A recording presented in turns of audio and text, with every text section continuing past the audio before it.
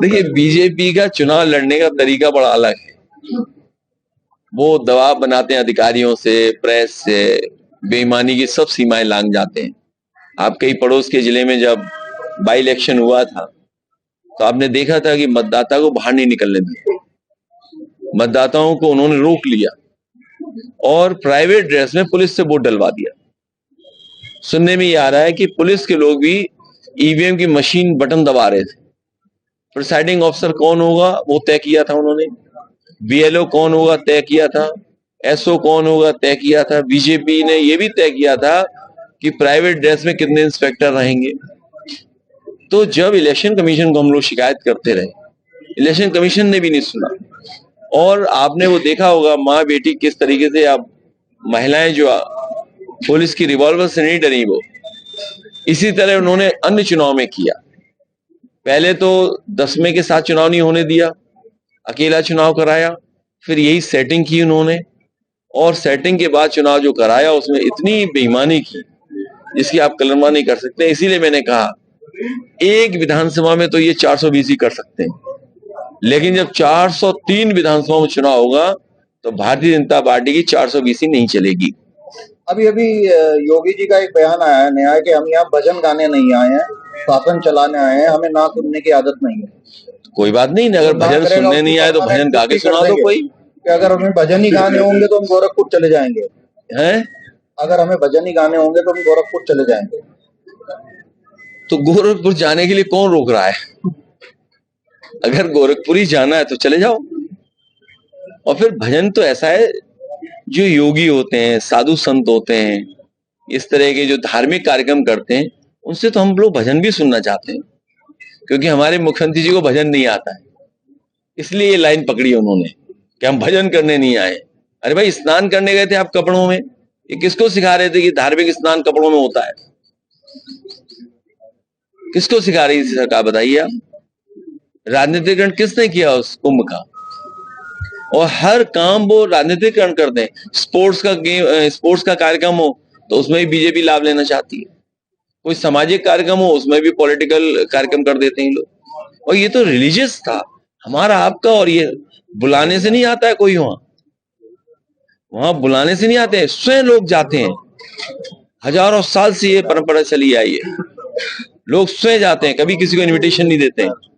तो ये नई परंपरा शुरू कर रहे हैं। अगर गोरखपुर जा रहे हैं तो जाइए गोरखपुर, किसने रोका है? विधानसभा में बोलते हैं मुख्यमंत्री ने कहा कि समाजवादी के लोग जो है अपने बच्चों को इंग्लिश मीडियम पढ़ाते हैं और दूसरों के बच्चों को उर्दू पढ़ा कर उनको कहते हैं मौलाना बनो। देखिए, मौलाना बनना भी अच्छा होता है, योगी बनना भी अच्छा होता है, लेकिन खराब योगी बनना ठीक नहीं। जहां तक पढ़ाई के सवाल है, समाजवादी पार्टी ने लैपटॉप दिया था हाथ में, और मैं इस बात को शर्त के साथ कह सकता हूं, मुख्यमंत्री जी जिस वार्ड में रहते हैं उस वार्ड में भी 100-200 समाजवादी पार्टी के दिए हुए लैपटॉप मिल जाएंगे, और कितना पुराना आज भी चल रहा होगा। ये जो डायल 100 है, ये टेक्नोलॉजी बेस्ड एक स्ट्रक्चरल चेंज किया था पुलिस के लिए, रिस्पॉन्स सिस्टम। तो हम किसी पढ़ाई के लिए नहीं रोकते, हम तो लैपटॉप बांटने वाले लोग हैं, हम लोग कन्या विद्याधन देने वाले लोग हैं, हम लोग बेटियों को कैसे आगे बढ़ाया जाए उसके लिए करते हैं। इस सरकार में इनको समझ में नहीं आ रहा किस रास्ते जाए। कुंभ मेले में आप लोग गए थे, योगी भी गए थे, आपने स्नान किया, आपकी फिटनेस को लेकर योगी को काफी ट्रोल किया गया है, क्या? नहीं, फिटनेस का तो ऐसा है, कई फोटो चला दी। अब मैं कपड़े कैसी फोटो आजकल जमाना बड़ा खराब है। ये जो नई चीज आ गई है एआई, ये भी खराब है।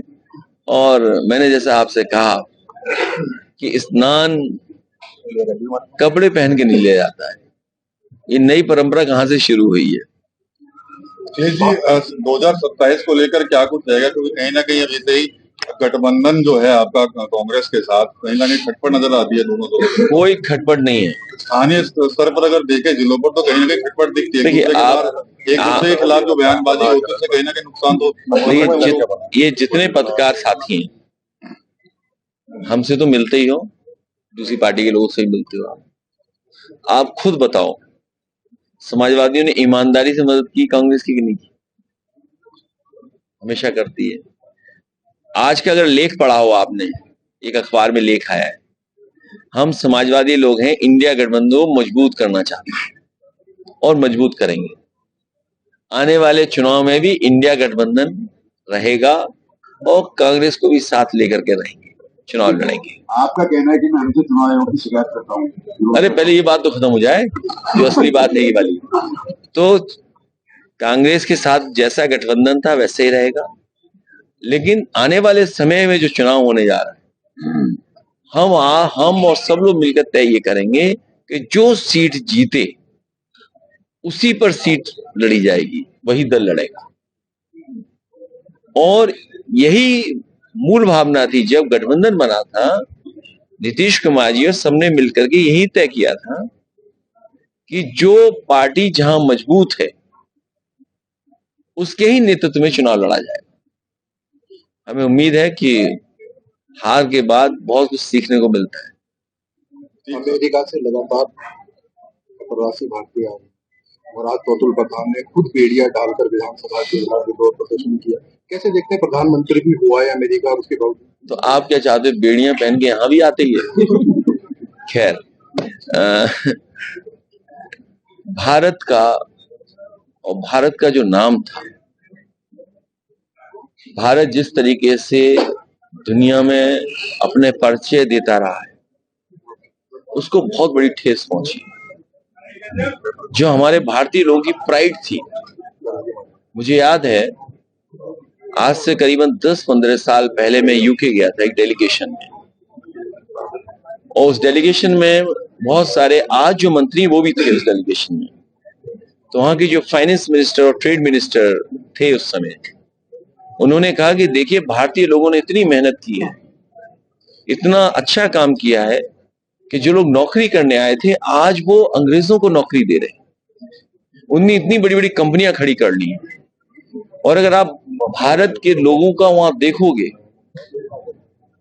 तो बहुत बड़ी बड़ी ऊंचाइयों तक पहुंचे हैं, पॉलिसी मेकर बन गए हैं, इंडस्ट्रियलिस्ट बन गए हैं, या बड़ी बड़ी कंपनियों में बड़े बड़े पद पे हैं। एक समय ऐसा था जब हम लोग चर्चा करते थे कि जितनी भी मल्टीनेशनल कंपनियां हैं, कईयों के सीईओ भारतीय हैं, उसका हमें गर्व होता था। लेकिन सोचिए, भारतीय जनता पार्टी की नाकाम डिप्लोमेसी और नाकाम इनकी सरकार, कि हमारे भारतीयों को पहले तो बाहर जाना पड़ रहा है, अपना घर मकान बेच करके, खेत बेच करके, मजबूरी में रिश्तेदारों से पैसा लेकर के, उधार लेकर के, और विदेश जाना पड़ रहा है। और जब वहां विदेश में ये व्यवहार हो रहा है तो बेड़ियां और क्या क्या पहन करके अपमानित होकर के आना पड़ रहा है। ये नाकाम सरकार की गलत नीतियों की वजह से पहले तो भारत छोड़ना पड़ रहा है और इतना अपमानित होकर के उन्हें आना पड़ रहा है। ये पूरे जिम्मेदार इसके लिए भारतीय जनता पार्टी की सरकार है। सर, वो बिल संशोधन पर जारी इस तरह का काम बीजेपी जानबूझ करके करती है जिससे हिंदू मुसलमान के बीच में बहस चलती रहे। और जो बुनियादी सवाल है, मान लीजिए गन्ने की कीमत है, यहाँ का हर किसान ये चाहता है कि गन्ने की कीमत बढ़ाई जाए। उन्होंने मांग की है कि हमारे गन्ने की कीमत ये हो, तो कहाँ गन्ने की कीमत बढ़ा रही हैं लोग? खाद डीएपी वगैरह सस्ती हो, कीटनाशक दवाइयां सस्ती हो, बिजली सस्ती हो, इलाज सस्ता हो, नौकरी रोजगार मिले, तो इन पर बहस ना हो, इसीलिए वक्फ बोर्ड लाया जा रहा है। और पड़ोसी भी यूसीसी ले आया, वो इसीलिए ले आया कि उत्तराखंड के डेवलपमेंट ही नहीं करना उन्हें। क्या डेवलपमेंट हो रहा है बताइए आप? देहरादून आगे जा रहा है, नैनीताल की तरफ वाले पीछे जा रहे हैं, पिछड़ रहे हैं। और देख लेना, एक दिन आवाज उठेगी, नैनीताल के आसपास के लोग जिनको विकास नहीं इससे जोड़ रहे हैं, वो कहेंगे यूपी में हमें जोड़ दो। वो दिन आएगा, देख लेना आप। मैं ये एक बात पहले भी कह चुका हूं, फिर कहूंगा मैं ये बात।